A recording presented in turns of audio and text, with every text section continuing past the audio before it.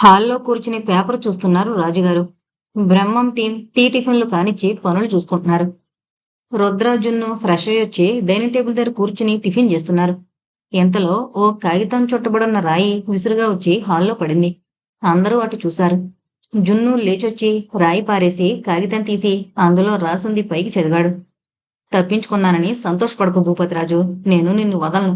నన్ను చంపించోటే నిన్ను కూడా చంపి ప్రతీకారం తీర్చుకుంటాను. సిద్ధంగా ఉండు. అది విని భూపతిరాజు బిగ్గరగా నవ్వసాగాడు. అంతా చేస్తున్న పనులాపి ఆయన్నే చూడసాగారు. ఆయన నవ్వడం ఆపి, పిరికి వెధవ, నాతో తలపడలేక పారిపోయి ఇప్పుడిలా రాయబారం హొబ్బుతున్నాడు. రాని, నేను చూస్తాను అన్నాడు. అదే సమయానికి గోవిందరాజు లోపలికొచ్చాడు.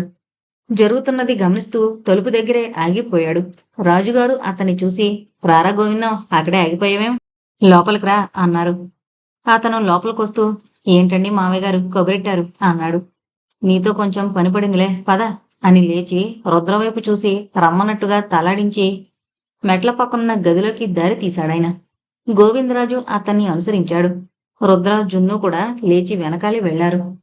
విషయం ఏమై ఉంటుందంటావు అడిగాడు ప్రతాప్ వివేక్ని. అతను ఏదో ఆలోచిస్తూ, ఏదో జరుగుతోంది, కానీ మనకి తెలియనివ్వడం లేదు అన్నాడు. ఇద్దరూ ఒకరినొకరు చూసుకుని తలాడించుకున్నారు. నలుగురు లోపలికి వెళ్లారు. తలుపులు మూసుకున్నాయి.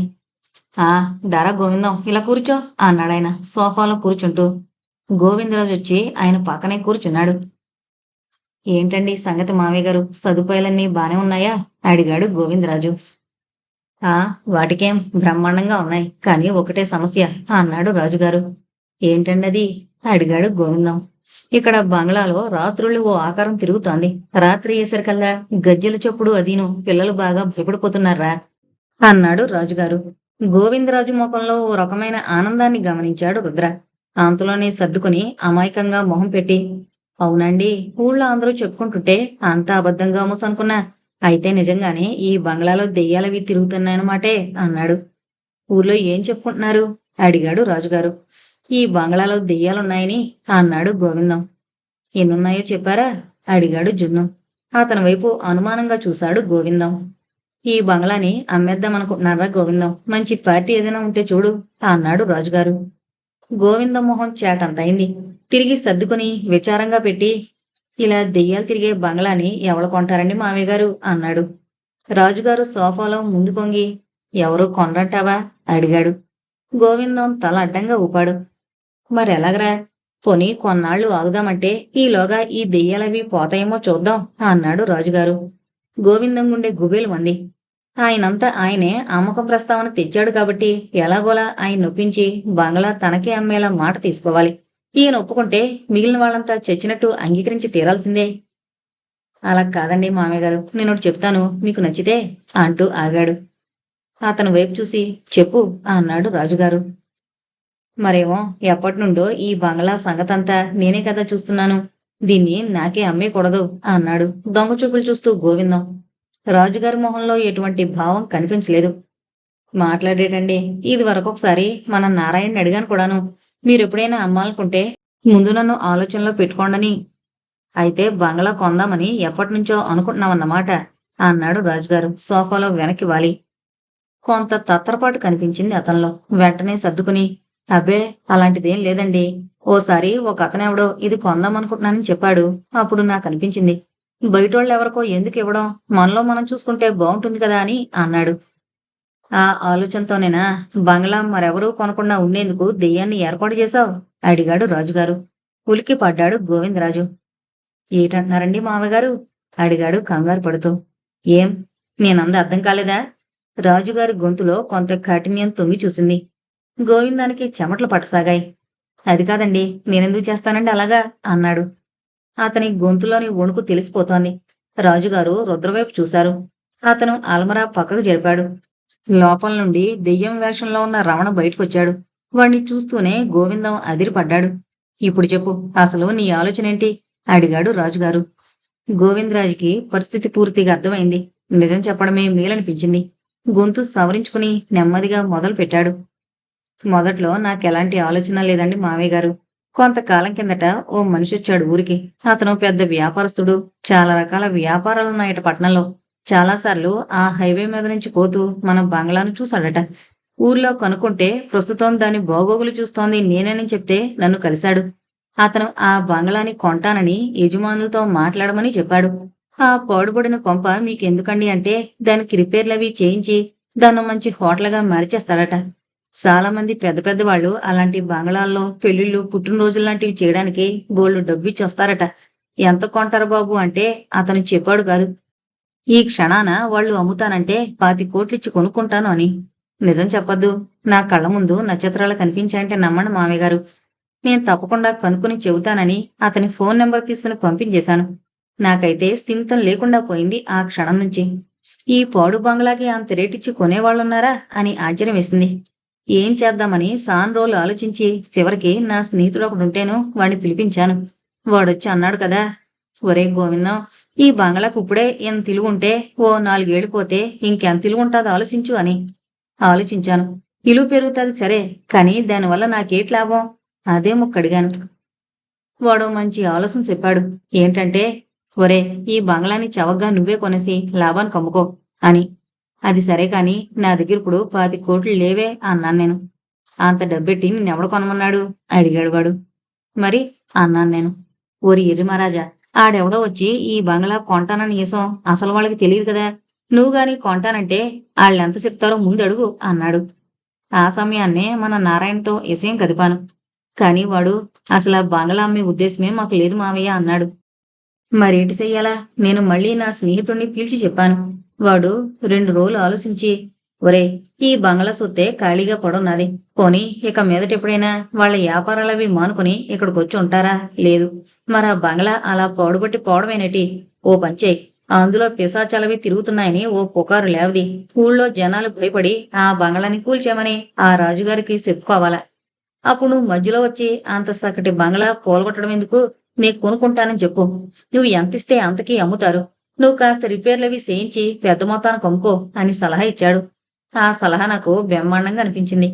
అప్పుడు ఈ వీరిగాడిని పట్టుకుని డబ్బాస చూపించి ఈ యాస వేయడానికి ఒప్పించాను. అదండి మామయ్య గారు జరిగింది. అబ్బా, ఎంత చక్కటి ప్లానింగు అన్నాడు జున్ను. ఓ నిమిషం ఎవరూ మాట్లాడలేదు. నీకేం తక్కువరా ఇలాంటి పని చేశావు అడిగాడు రాజుగారు. గోవిందం తలెత్తలేదు. ఓ నిమిషం అతన్నే తదేకంగా చూసి సరే నువ్వెళ్ళొచ్చు అన్నాడు రాజుగారు. గోవిందం లేచాడు. ఒక నిమిషం కూర్చోండి అన్నాడు రుద్ర. గోవిందరాజు రాజుగారి వైపు ఓసారి చూసి మళ్ళీ కూర్చున్నాడు. రుద్ర కుర్చీ అతనికి దగ్గరగా లాక్కుని కూర్చున్నాడు. మీకు ఈ సలహాలిచ్చిన వ్యక్తి ఎవరో తెలుసుకోవచ్చా అడిగాడు. ఆడు నా స్నేహితుడే, పట్నంలో ఉంటాడు చెప్పాడు గోవిందరాజు. అతని పేరు ప్రకాశం. మీ చిన్ననాటి స్నేహితుడా? కాదే అన్నాడు గోవిందం. మరి అతను మీకెలా పరిచయం అడిగాడు రుద్ర. ఓసారి పట్నం వెళ్ళినప్పుడు కలిశాడు చెప్పాడు గోవిందం. ఏ పని మీద వెళ్లారు? ఏదోనయ్యా, మా వ్యాపారాలు మాకున్నాయి అన్నాడు గోవిందం. సరే, నాతో చెప్పనక్కర్లేదు, కానీ ఆ ప్రకాశం గురించి మీకు తెలిసిన వివరాలన్నీ చెప్పండి అన్నాడు రుద్ర. గోవిందం కాసేపు ఆలోచించి నాకు పెద్దగా ఏమీ తెలీదు. ఏం తెలుసుకోకుండానే స్నేహం చేశారా అడిగాడు రుద్ర. అతని గురించి ఏం తెలుసుకోవాలి? ఏవో లావాదేవీల్లో పరిచయం అయ్యాడు. మనిషి మంచోళ్లాగానే కనిపించాడు. వ్యాపారంలో సాయం చేస్తాడు కదా అని స్నేహం చేశాను తప్ప అడిగాడు గోవిందం. రుద్ర రాజుగారి వైపు చూశాడు. ఈ ప్రశ్నలన్నీ వీణెందుకు అడుగుతున్నావు అన్నాడాయన. చెప్తానన్నట్లు తలాడించి అతను ఇక్కడికి అంటే మీ ఇంటికి ఎన్నిసార్లు వచ్చాడు అడిగాడు రుద్ర. చాలాసార్లు వచ్చాడు. 2-3 సార్లు ఈ బంగళా కూడా వచ్చి చూశాడు చెప్పాడు గోవిందం. మీరెప్పుడైనా వాళ్ళ ఇంటికి వెళ్ళారా అడిగాడు. లేదు. ఎందుకని? కాసేపు ఆలోచించాడు గోవిందం. ఏమో, ఎప్పుడూ ఏ హోటల్లోనో కలుసుకునేవాళ్ళం గాని ఏనాడు అతనింటికి తీసుకుపోలేదు చెప్పాడు. పోనీ వాళ్ళ కుటుంబం గురించి ఏమైనా చెప్పాడా? లేదు, ఎప్పుడూ ఆ మాటలు రాలేదు అన్నాడు గోవిందం. అసలు వాడెవడి గురించో అన్ని వివరాలు ఎందుకు నీకు అడిగాడు రాజుగారు. అతను చెప్పిన ప్లాన్ గురించి వింటే ఎందుకో అతని మీద అనుమానం కలుగుతోంది, అందుకే అన్నాడు రుద్ర. అతని మీదెందుకు అనుమానం? అతనేం ఈ బంగళా కొనుక్కుంటానలేదుగా, నన్ను కదా కొనుక్కోమన్నాడు అడిగాడు గోవిందం. రుద్ర నవ్వి అదంతా అతని ప్లాన్లో భాగమే. నా అనుమానం ఏంటంటే ఈ బంగళా కొంటానని వచ్చిన వాడి మనిషి అయి ఉండాలి. అవును, వాడి ఫోన్ నంబర్ మీ దగ్గరుంది కదూ అన్నాడు. ఉంది. ఏ అడిగాడు గోవిందం. ఏది ఇలా ఇవ్వండి చేయి చాపాడు రుద్ర. గోవిందం ఓ నిమిషం ఆలోచించి జేబులోంచి ఫోన్ తీశాడు. నెంబర్లన్నీ వెతికి ఓ నెంబర్ తీసి రుద్రకు చూపించాడు. పుల్లయ్య అండ్ కో పేరు మీద ఉంది ఆ నెంబర్. ఇతను మిమ్మల్ని ఎప్పుడు కలిశాడు? అంటే ఈ బంగ్లా కొంటానని ఎప్పుడొచ్చాడు? అడిగాడు రుద్ర. ఓ 6-7 ఏళ్ళు అవుతుంది చెప్పాడు గోవిందం. ప్రకాశం మీకు ఎప్పటినుంచి పరిచయం? ఓ 10 ఏళ్ళు అవుతుందేమో. కాదు కాదు, 8 ఏళ్ళు అవుతుంది. అంత ఖచ్చితంగా ఎలా చెప్పగలరు? ఎందుకంటే ఈ బంగ్లా కొంటానని వచ్చినాయనకంటే సరిగ్గా ఓ ఏడాది ముందు పరిచయం అయ్యాడు ప్రకాశం. గుర్తు చేసుకుని చెప్పాడు గోవిందం. రుద్ర ఏదో ఆలోచిస్తూ కూర్చున్నాడు. ఈ మధ్యకాలంలో ఎప్పుడైనా తనకి ఫోన్ చేశారా? అడిగాడు జున్ను. గోవిందం తల అడ్డంగా ఊపాడు. సరే, ఇప్పుడు ఆ ప్రకాశం మనసులో ఏముందో తెలుసుకోవాలి. చూడండి గోవిందం గారు, వాడెవడో మీ సహాయం తీసుకుని రాజుగారి కుటుంబం మీద పగ సాధించాలనుకుంటున్నాడు. మీ ఉద్దేశం ఏమిటి? అడిగాడు రుద్ర.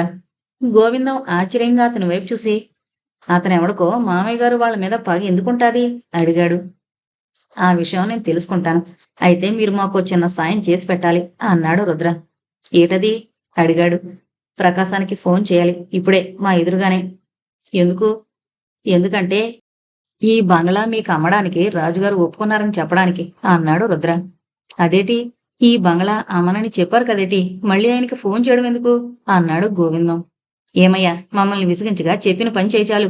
ఆయన ఇంత మట్టి బుర్రేంటయ్యా నీది అన్నాడు విసుగ్గా జున్ను. రుద్ర నవ్వుతూ అతని భుజం తట్టి, చూడండి గోవిందం గారు, అతను ఎలాంటివాడో మీకు అర్థమవుతుంది. అతనికి ఫోన్ చేసి ఈ బంగ్లాను మీకు ₹1,00,00,000కే అమ్ముతున్నారని చెప్పండి. అప్పుడు అతను ఏమంటాడో చూడండి. ఈ బంగ్లా తనకు అమ్మమంటాడు అన్నాడు రుద్ర. ఛ, అతను టొంటోడు కాదబ్బాయ్ అన్నాడు గోవిందం. ఆ సంగతి ఇప్పుడే తెలుస్తుంది, మీరు ఫోన్ చేయండి ముందు అన్నాడు రుద్ర ఫోన్ అతని చేతికిచ్చి. గోవిందం సందేహిస్తూనే ఫోన్ తీసుకుని నెంబర్ డైల్ చేశాడు. రింగ్ అవుతోంది. స్పీకర్ ఆన్ చేయండి అన్నాడు రుద్ర. గోవిందం ఆన్ చేశాడు. కాసేపు రింగ్ అయ్యాక అవతల వైపు లిఫ్ట్ చేశాడు ప్రకాశం అనే వ్యక్తి. చెప్పు గోవిందం అన్నాడు. నీకో మంచి విషయం చెబుదామని ఫోన్ చేశాను అన్నాడు గోవిందం రుద్రవైపు చూస్తూ. ఏంటో అన్నాడు ప్రకాశం. మా మామయ్య గారు నాకు ఆ బంగ్లా అమ్మేయడానికి ఒప్పుకున్నారు చెప్పాడు. అటువైపు కాసేపు నిశ్శబ్దం. హలో అన్నాడు గోవిందం. ఏంటి, నువ్వు చెప్పేది నిజమేనా? అతని గొంతులో ఆనందం స్పష్టంగా తెలుస్తోంది. నిజమేనయ్యా బాబు, నువ్వు వేసిన ప్లాను బ్రహ్మాండంగా పనిచేసింది కదూ. ఆ మధ్యనెవరో మా ఊరోళ్ళు కలిసినప్పుడు ఈ బంగ్లాలో దెయ్యాలవి సేరాయని మేం చూసామని ఏదోటి చెయ్యమని చెప్పారట. మా మామయ్య గారు నన్ను పిలిపించుకుని ఏం చేద్దామని అడిగారు. నాకమ్మేమన్నాను. ఎక్కువ తర్కం చేయకుండా ఒప్పేసుకున్నారు చెప్పాడు గోవిందం. ఎప్పుడు జరిగింది ఇదంతా? నిన్ననే. నేను వెళ్ళి కలిసి తిరిగి ఇంటికొచ్చేసరికి చాలా రాత్రి అయిపోయింది. అందుకే ఇప్పుడు ఉదయాన్నే నీకు ఫోన్ చేశాను అన్నాడు గోవిందం. ఎంత కుదిరింది బేరం? ₹1,00,00,000. ఏంటి, అంత చవకిచ్చేస్తున్నారా? చెప్పాను కదా, ఎలాగైనా వదిలించుకుందామని తక్కువకి ఇచ్చేశారు. సరేగాని రిజిస్ట్రేషన్ అది ఎప్పుడు పెట్టుకుంటున్నారు? ఇంకా ఏం అనుకోలేదు. ఇదిగో, నా ప్లాన్ పనిచేసి నీకు బంగ్లా వస్తోంది కదా, నువ్వెలాగూ అది అమ్మేద్దామని కదా అనుకుంటున్నావు. అదేదో నాకు ఇచ్చేయకూడదు అడిగాడు ప్రకాశం. గోవిందం మొహం పాలిపోయింది. అతనేం మాట్లాడలేకపోయాడు. రుద్ర అతని భుజం మీద చేయి వేసి, తర్వాత చెప్తానని చెప్పండి అని సైగ చేశాడు. గోవిందం తల అడ్డంగా ఊపి, ఎంత కొంటావేటి అడిగాడు. ముందొచ్చినతను 25 ఇస్తానన్నాడు కదా, నేను 5 30 ఇస్తాను అన్నాడు. ఏటి, ఇదేనా అన్నాడు గోవిందం. ఇంకా ఎక్కువ వెయ్యొచ్చనుకో, కానీ నీకెంత మంచి సలహా ఇచ్చాను కదా, నాకు కాస్త తగ్గించొచ్చు, ఏమంటావ్ అడిగాడు ప్రకాశం. మరైతే నన్ను కాస్త ఆలోచించుకొని అన్నాడు గోవిందం. సరే ఆలోచించు, కానీ బయటికెక్కడికి పోవడానికి వీల్లేదు, నాకే ఇవ్వాలి, గుర్తుంచుకో చెప్పాడు ప్రకాశం. అలా కాని, మరుంటా అని ఫోన్ పెట్టేశాడు. తల వంచుకుని అలాగే కూర్చుండిపోయాడు గోవిందం. కాసేపటి వరకు ఎవరూ ఏం మాట్లాడలేదు. రాజుగారు లేచొచ్చి గోవిందం భుజం మీద చేయి వేశాడు. అతను నెమ్మదిగా తలెత్తి ఆయన వైపు చూశాడు. అతని కళ్లల్లో అపరాధభావం స్పష్టంగా కనిపిస్తోంది. తప్పైపోయిందండి మామయ్యగారు, చూసారా వాడెంత మాయగాడో. ఏదో పల్లెటూరోణ్ణి, బుర్ర తక్కువోణ్ణి. అదాడు బానే కనిపెట్టేశాడు సుమండి. నన్ను మీ మీద కుసుగొలిపి పబ్బం గడుపుకుందామనుకున్నాడు. ఆవిడ చెప్పినట్టు చేసి చాలా తప్పు చేశానండి అన్నాడు. పోన్లేరా, జరిగిందేదో జరిగింది. వాడు ఎలాంటివాడో నీకు తెలిసిందిగా, వదిలే. మన మధ్య ఎన్ని పొలాలు పెడితే మాత్రం మనం ఒకటి, ఇకనైనా జాగ్రత్తగా ఉండు అన్నాడాయన. ఎంతకిప్పుడు ఏం చెయ్యాలా అడిగాడు గోవిందం. ఏం చెయ్యాలో ఎలా చెయ్యాలో మేం చెప్తుంటాం, మమ్మల్ని ఫాలో అయిపోండి చాలు. ఆ ప్రకాశం వాడిన గేమ్ చాలు, ఇప్పుడు మనవాడిద్దాం అతన్ని. ముందు అసలు అతనెవరో, ఈ బంగ్లా గురించి ఎందుకు ఆసక్తి చూపిస్తున్నాడో తెలుసుకోవాలి. అని ఆగి కాసేపు ఆలోచించాడు రుద్ర. తర్వాత గోవిందం వైపు చూసి, గోవిందం గారు, ఒక విషయం చెప్పండి. మీరు నిజంగా జరిగిన దానికి బాధపడుతున్నారా, లేక ఇదంతా నటనా అడిగాడు. అతను చాలా ఫీల్ అయిపోతూ, ఏం బాబు, నీకు అట్ట అనిపిస్తా ఉందా? ఏంటి మామయ్య గారు, మీరైనా నన్ను నమ్ముతారా, లేక ఈ అబ్బాయిలాగానే అనుమానిస్తూ ఉన్నారా అడిగాడు. అతనిలో నటన కనిపించలేదు రుద్రకి. అతను తలూపి, ఓకే, మిమ్మల్ని నమ్ముతున్నాం. ఇప్పుడు మీకొక సంగతి చెబుతాను. ఎవరో రాజుగారి కుటుంబానికి హాని చేయాలని చూస్తున్నారు. మొన్న వెంకట్రాజు గారి మీద, తాతగారి మీద ఎవరో దాడి చేసి చంపేయాలని చూశారు. అందుకే నేను కనిపించిన ప్రతివాణ్ణి అనుమానించాల్సి వస్తుంది అన్నాడు. ఏంటండి మామయ్య గారు, నిజమేనా అన్నాడు ఆశ్చర్యంగా. ఆయన తలూపాడు. ఎవరాళ్ళు అడిగాడు గోవిందం. గంగన్న చెప్పాడు జున్ను. ఏంటండి మామయ్య గారు, నిజమేనా? ఏటి, గజ దొంగ గంగన్న? ఆణ్ణి మీరెప్పుడో సంపేసినారు కదా, ఆడెట్ట వస్తాడండి అడిగాడు గోవిందం. అదే కదా తేలాల్సింది. గంగన్న ఎలా వచ్చాడో ముందు తెలుసుకోవాల్సింది. వాణ్ణి ఎవరు పంపుతున్నారో కనిపెట్టాలి. అందుకు మీ సహాయం అవసరం అవుతుంది చెప్పాడు రుద్ర. గోవిందం తలూపి, తప్పకుండా అబ్బాయి, నీకే సాయం కావాలన్నా నేను చేసి పెడతాను హామీ ఇచ్చాడు. అందరూ బయటకొచ్చారు. చూసావా, లోపలేదో గూడు పుటాణి జరుగుతోంది. వాళ్ళని చూస్తే ఏవో రహస్య మంతనాలు సాగించిన వాళ్ళలా ఉన్నారు అన్నాడు వివేక్. అవును, అసలేం జరుగుతుందో ఎలాగైనా కనిపెట్టాలి అన్నాడు ప్రతాప్. స్మూత్గా ఉన్న మ్యూజిక్తో రింగ్ అయింది ఫోను. ఫోన్ చేతిలోకి తీసుకుని నెంబర్ చూశాడు మోహన్. చిన్నగా నవ్వుకుని ఆన్ చేశాడు. హాయ్ అంది ప్రతిమ. హలో, ఏంటి ఉదయాన్నే అడిగాడు. అర్జెంట్ కలవాలి, ఎక్కడో చెప్పు అంది. చెప్పాడు మోహన్. సరే, వెయిట్ చేయించక తొందరగా రా, ఫోన్ పెట్టేసింది. గంటలో తయారై తను చెప్పిన హోటల్కి వెళ్ళాడు మోహన్. అప్పటికే అక్కడ ప్రతిమ ఉంది. అతన్ని చూస్తూనే చెయ్యి ఊపింది. తిన్నగా అక్కడికి వెళ్ళి ఎదురుగా కూర్చున్నాడు. చెప్పు అన్నాడు. ఆమె అతని వైపు ఒకసారి చూసి వెయిటర్ని పిలిపించింది. రాగానే 2 కాఫీలు ఆర్డర్ ఇచ్చి, ఏమైనా తింటావా అడిగింది. తలడ్డంగా ఊపాడు మోహన్. ఆమె వెయిటర్ వైపు చూసి తల ఊపింది. అతను వెళ్ళిపోయాడు. చెప్పు, ఏంటి కలవాలన్నావు అడిగాడు మోహన్. దేవిక పెళ్లి దగ్గరకొచ్చింది కదా అంది ప్రతిమ. తలూపాడు. పెళ్ళి మీ పాత బంగ్లాలోనట కదా. మళ్ళీ తలూపాడు. మీరంతా ఎప్పుడు వెళుతున్నారు అడిగింది. ఎప్పటినుంచి ఎందుకు? ఓ 4-5 డేస్ ముందు చాలు. ఈవెంట్ మేనేజర్కి పని అప్పచెప్పాము. వాళ్ళు ఆల్రెడీ అక్కడికి వెళ్ళి వర్క్ చేస్తున్నారు చెప్పాడు. మా తాతగారు నీతో ఒక విషయం చెప్పమన్నారు. దేని గురించి? ఆయనకి మీ బంగ్లా చూడాలనుందట. అందుకని నేను మా తాతగారు అక్కడికి వెళ్ళాలనుకుంటున్నాం. నీతో చెప్తే ముందుగా ఏర్పాట్లు చేస్తావు కదా, అందుకే నిన్ను పిలిచాను. పెళ్లికి ఎలాగో వస్తారు కదా, ఇంత ముందుగా ఎందుకు, అప్పుడే చూడొచ్చుగా బంగ్లాని అన్నాడు మోహన్. అసలు విషయం అది కాదు. ఆ బంగ్లా ఎలా ఉందో చూసి మన పెళ్లి కూడా అక్కడే చేయించడానికి మా తాతయ్య ప్లాన్ వేశారు. అందుకే ముందుగా అక్కడికి వెళదామంటున్నారు చెప్పింది ప్రతిమ. అలాగా, సరే అయితే నేనొకసారి నాన్నగారిని కనుక్కుంటాను. ఏ విషయం నీకు ఫోన్ చేసి చెప్తాను అన్నాడు. వెయిటర్ కాఫీ తీసుకొచ్చాడు. కానీ ఒక్క విషయం, ఎంత తొందరగా వీలైతే అంత తొందరగా వెళదామన్నారు తాతగారు. ఆయనకి చాలా ఆతృతగా ఉంది. నువ్వు ఫోన్ చేసిన వెంటనే మేం బయలుదేరిపోతాం చెప్పింది ప్రతిమ. మోహన్కి ఆశ్చర్యంగా అనిపించింది. సరే, ఇప్పుడే అడుగుతా ఉండు అంటూ ఫోన్ తీసి నారాయణరాజుకి ఫోన్ చేశాడు. అతను లిఫ్ట్ చేయగానే విషయం చెప్పాడు. సరే, అలాగే చేయమను. పెద్దాయన ఇష్టం మనమెందుకు కాదండం. తాతగారు ఎలాగా అక్కడే ఉన్నారు కదా, ఇద్దరూ కలిస్తే వాళ్ళకి బాగుంటుంది అన్నాడాయన. సరే అని ఫోన్ పెట్టేసి, ఓకే, మీకు పర్మిషన్ వచ్చేసింది. మీరెప్పుడు కావాలంటే అప్పుడు వెళ్ళొచ్చు. నేను బంగ్లాకి ఫోన్ చేసి ఏర్పాట్లు చేయమని చెబుతాను అన్నాడు మోహన్. ప్రతిమ మొహం వెలిగిపోయింది. ఆ రోజు రాత్రి ట్రైన్కే ప్రతిమ, ఆవిడ తాతగారు భుజంగరావు గారు బయలుదేరారు. ఉదయం వాళ్ళు స్టేషన్లో దిగేసరికి కారు రెడీగా ఉంది. బంగ్లా వద్ద దింపి కారు వెళ్ళిపోయింది. వాళ్ళని చూస్తూనే లోపల నుంచి తాత మరొకరిని తీసుకుని పరిగెత్తొచ్చాడు. బయటే నిలబడి బంగ్లాని తదేకంగా చూస్తున్నాడు భుజంగరావు. బ్రహ్మం టీం రిపేర్లవి చేసి ముందు వైపునంతా రంగులు కూడా వేయించడంతో చాలా అందంగా కనిపిస్తోంది. అదేంటి బాబుగారు, ఇక్కడే ఆగిపోయినారు, లోపలికి పదండి. రండమ్మా, చిన్నబాబు గారు చెప్పారమ్మా మిమ్మల్ని జాగ్రత్తగా చూసుకోమని అన్నాడు తాత. ఇంకో వ్యక్తి వారి సామాన్ తీసుకుని లోపలికి వెళ్ళాడు. వీళ్ళు కూడా లోపలికి బయలుదేరారు. చుట్టుపక్కలంతా పరిశీలిస్తున్నాడు భుజంగరావు. హాల్లో కడుగు పెట్టారు. ఆ టైంకి అందరూ టిఫిన్లు చేస్తున్నారు. తాతగారు మాత్రం హాల్లో కూర్చుని పేపర్ చదువుకుంటున్నాడు. వీళ్ళని చూస్తూనే పేపర్ మడిచి టీపే మీద పడేసి, రండి రండి, మా వాడు ఫోన్ చేశాడు, మీరు వస్తారని అన్నాడు. ఇద్దరూ ముందుకు నడిచారు. ప్రతిమొచ్చి పెద్దాయన కాళ్లకు నమస్కారం చేసింది. ఆయన ఆశీర్వదించి, రండమ్మా ఇలా కూర్చోండి అని తాత వైపు చూసి, తాత టిఫిన్లు రెడీ చేయవో వీళ్ళకి అన్నాడు. అబ్బే ఇప్పుడే వద్దండి, కాస్త స్నానాలవి కానిచ్చి అప్పుడు తింటాం అన్నాడు భుజంగం కూర్చుంటూ. సరే మీ ఇష్టం. జోగాయ్, ఈయన సామాను నా గదిలో పెట్టించరా, మేం బోల్డని కబుర్లు చెప్పుకోవాలి అన్నాడు రాజుగారు. అబ్బే వద్దు తాతగారు, మా తాతగారు నేను ఒకే రూంలో ఉంటాం. ఆయనకి వేళకి మందులవి ఇవ్వాల్సి ఉంటుంది. అదంతా నేను చూసుకోవాలి. మీ రూంలో ఉంటే మీకు డిస్టర్బెన్స్గా ఉంటుంది. అందుకే మాకు వేరే రూమ్ చూపించండి అంది ప్రతిమ కంగారుగా. డైనింగ్ టేబుల్ దగ్గర టిఫిన్ తింటూ వీరి మాటలు వింటున్న రుద్రకి అనుమానం వచ్చింది. తల తిప్పి వీరి హావభావాల్ని గమనించసాగాడు. రాజుగారు కూడా ఆశ్చర్యపోయినప్పటికీ, సరే మీ ఇష్టం, మాకు ఇబ్బంది ఏమీ లేదు అని ఇటు తిరిగి టిఫిన్లు చేస్తున్న వాళ్ళని చూస్తూ, పిల్లలు మీరు తిండమైపోతే ఒకసారి ఇలా రావాలి, మీకు వీరిని పరిచయం చేస్తాను అన్నాడు. అప్పటికే వాళ్ళు తిండం పూర్తి కావడంతో ఒక్కొక్కరే లేచి వీళ్ళ దగ్గరకు వచ్చారు. వాళ్ళందరికీ ప్రతిమని భుజంగాన్ని పరిచయం చేశాడు తాతగారు.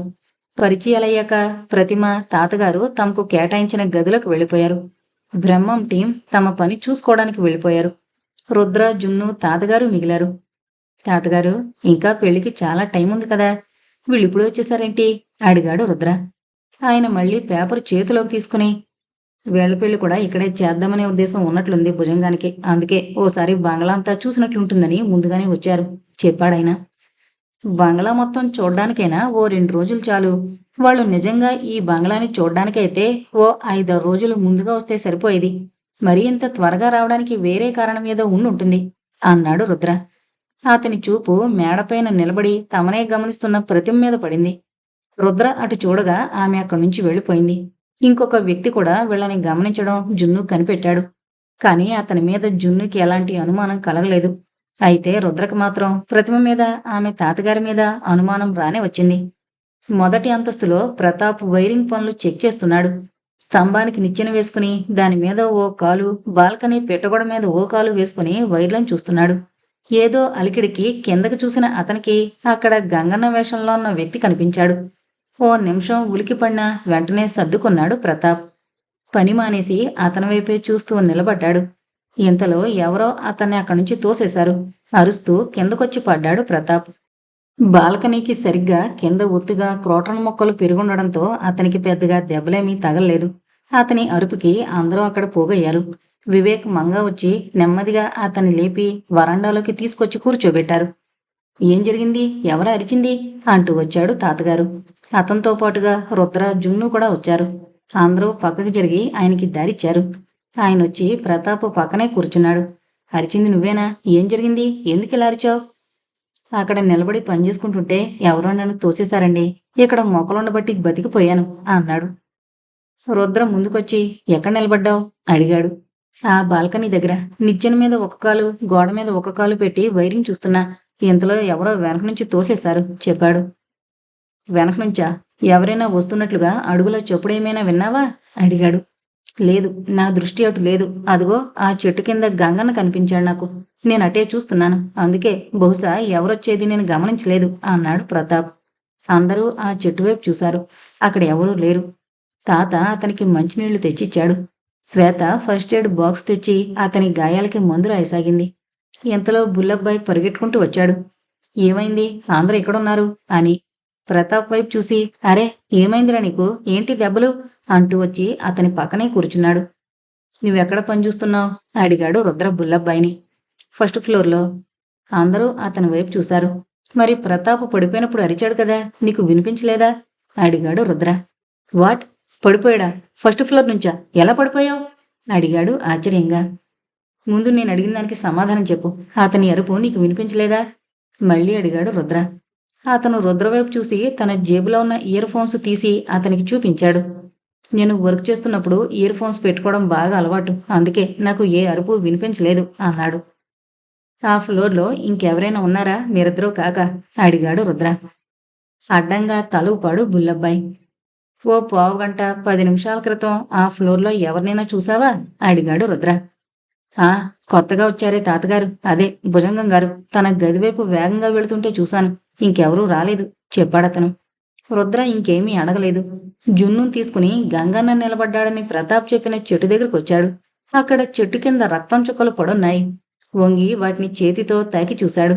అది నిజంగా రక్తమే. జున్ను, ఈ చెట్టు చుట్టుపక్కల వెతుకుదాం. ఆ గంగన్న కేవలం ఈ చెట్టు దగ్గర మాత్రమే ఎందుకు నిలబడుతున్నాడో తెలుసుకోవాలి.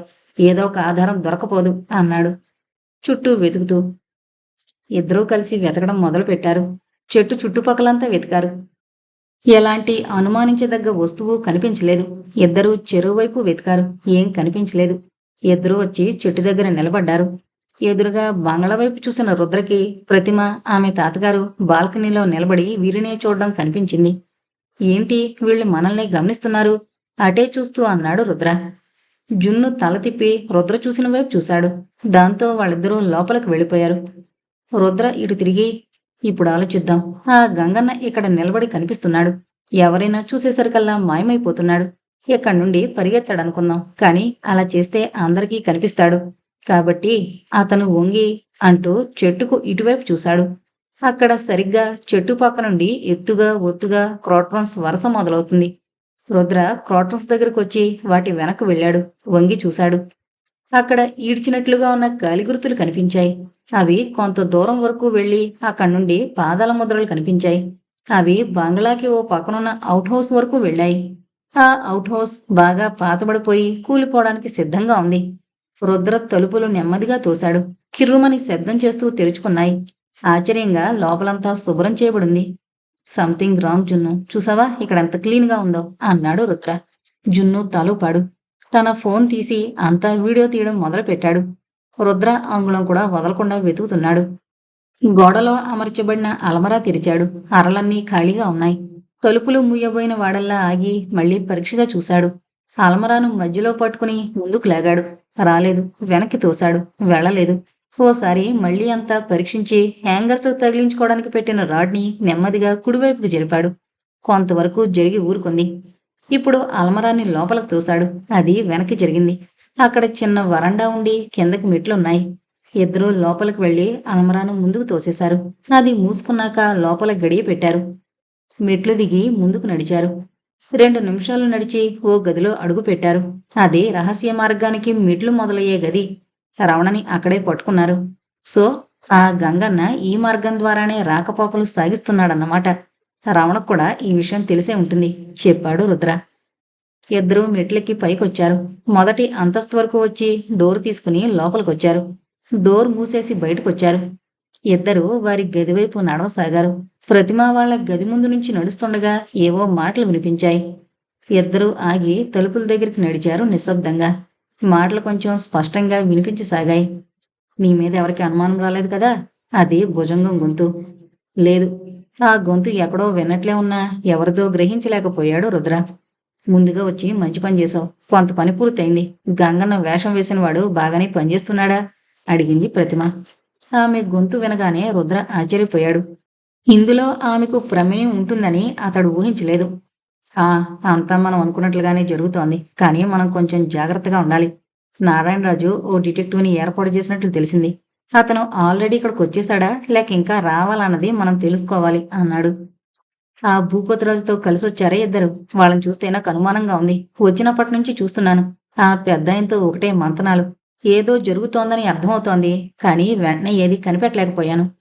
గంగన్న వచ్చే గదిలోకొచ్చి అంతా వెతికారు కూడా. కెమెరాలో రికార్డ్ అయింది అందా గొంతు. వాడొచ్చే దారి కనిపెట్టారా? అడిగింది ప్రతిమ ఆదుర్దాగా. లేదు, అంతా వెతికి వెళ్ళిపోయారు. కనీసం మన కెమెరా ఉన్న విషయం కూడా కనిపెట్టలేకపోయారు, చెప్పిందా గొంతు. ఏదేమైనా సరే మనం వచ్చిన పని పూర్తి చేయాలి. ఎవరికి ఎటువంటి అనుమానం రాకుండా చూసుకోవాలి. నువ్వు మమ్మల్ని కలవడానికి ప్రయత్నించుకో. మన సంగతి ఎవరికీ తెలియకూడదు. అవును, ప్రతాప్ని తోసేయడం ఎవరైనా చూసారా? అడిగాడు భుజంగం. లేదు, ఎవరి దృష్టి ఇటు లేదని కన్ఫర్మ్ చేసుకున్నాకే తోశాను, చెప్పింది ప్రతిమ. వింటున్న జున్ను నోరు తెరిచాడు ఆశ్చర్యంగా. మనతో వీళ్ళకేం సంబంధం లేదు కదా. వాళ్ళకి హాని కలిగించడం ఎందుకు? అసలు వాళ్ళని లేపేస్తే మన పని పూర్తవుతుంది కదా అందా గొంతు. ఆ గొంతు ఎవరిదో గుర్తు చేసుకోవడానికి ప్రయత్నిస్తున్నాడు రుద్ర. ఇవన్నీ గంగన్నే చేస్తున్నాడని అందర్నీ నమ్మించాలి. ఎవరి దృష్టి మన మీద పడకుండా ఉండాలంటే ఇదే మంచి మార్గం. అందరూ గంగన్ గురించి ఆలోచిస్తూ ఉంటారు. ఈ లోపల మన పని పూర్తి చేయాలి అన్నాడు భుజంగం. సరే, తర్వాత ప్లాన్ ఏంటి? అడిగిందా గొంతు. ఇంకా ఆలోచించలేదు. నువ్వెళ్ళు. ఎవరైనా చూస్తే అనుమానం వస్తుంది. తర్వాత ఏం చేయాలో ఆలోచించక మళ్ళీ కలుద్దు గాని, జాగ్రత్త అన్నాడు భుజంగం. సరే మళ్ళీ కలుద్దాం అందా గొంతు. రుద్రాజును వెనక్కి పరిగెత్తి గోడ పక్కకి జరిగారు. కాని ఎంతసేపైనా లోపల నుంచి ఎవరూ రాలేదు. కాసేపు చూసి ఇద్దరూ నెమ్మదిగా నడుచుకుంటూ చప్పుడు చేయకుండా వాళ్ళ గదిలోకి వెళ్ళిపోయారు. రుద్ర మంచం మీద కూర్చుని ఆలోచించసాగాడు. జున్ను తలుపు వేసి గడియ పెట్టొచ్చి కుర్చీలో కూర్చున్నాడు. ఏం జరుగుతోంది సార్ ఇక్కడ? ఆ గంగన్న నారాయణరాజు గారి కాబోయే కోడలు ప్రతిమాదేవి. ఆవిడ కోడలుగా రాబోయే కుటుంబాన్ని నాశనం చేయాలని చూస్తోందా? చావడానికి సిద్ధంగా ఉన్న ఆ ముసలాయన ఎలా ప్లాన్ వేస్తున్నాడో చూసారా అన్నాడు. ఇది మనం అనుకున్నంత తేలికైన విషయం కాదు జున్ను. ప్రతిమాదేవి ఆవిడ తాతగారు ఇలా ప్లాన్ వేయడం వెనక ఏదో విషయం ఉంది. అదేంటనేది తెలుసుకోవాలి అన్నాడు రుద్ర. ఆ మూడో మనిషి ఎవరై ఉంటారు సార్? అడిగాడు జున్ను ఆలోచిస్తూ. అదే అర్థం కావడం లేదు. అతనెవరో మనకి బాగా తెలిసిన వ్యక్తే. ఆ గొంతు మనకు పరిచయం ఉన్నదే, కానీ గుర్తుకు రావడం లేదు. ఇప్పటినుంచి అందరి గొంతులు కాస్త జాగ్రత్తగా అబ్జర్వ్ చెయ్యాలి అన్నాడు రుద్ర. ఇంకొక విషయం కూడా తెలిసింది. ప్రతాప్ని తోసేసింది ప్రతిమాదేవే అన్నాడు జున్ను. రాజుగారి ఫ్యామిలీ మీద వీళ్ళకేదో పగుంది. అది వేరే విషయం. కానీ బయటి వాళ్ళని టార్గెట్ చేసుకోవడం బాగాలేదు. మొదటి అంతస్తు నుంచి అది మొక్కల మీద పడ్డాడు కాబట్టి చిన్న చిన్న దెబ్బలతో సరిపోయింది. ఈ అంతస్తులో పనులన్నీ పూర్తయ్యాయి. రేపటి నుంచి రెండో అంతస్తులో పనులు చేయాల్సి ఉంటుందని చెప్పాడు బ్రహ్మం. అక్కడి నుంచి తోసేయడం లాంటివి ప్రమాదం కదా. మనం తొందరగా అసలు విషయం కనుక్కోవాలి. ఇంకో విషయం, ఆ తాత మనవరాలు గదిలో లేని సమయం చూసి ఓ కెమెరాని మైక్ని వాళ్ళ గదిలో ఫిక్స్ చేయాలి. ఆ బాధ్యత నీదే అన్నాడు రుద్ర. జున్ను తలూపాడు.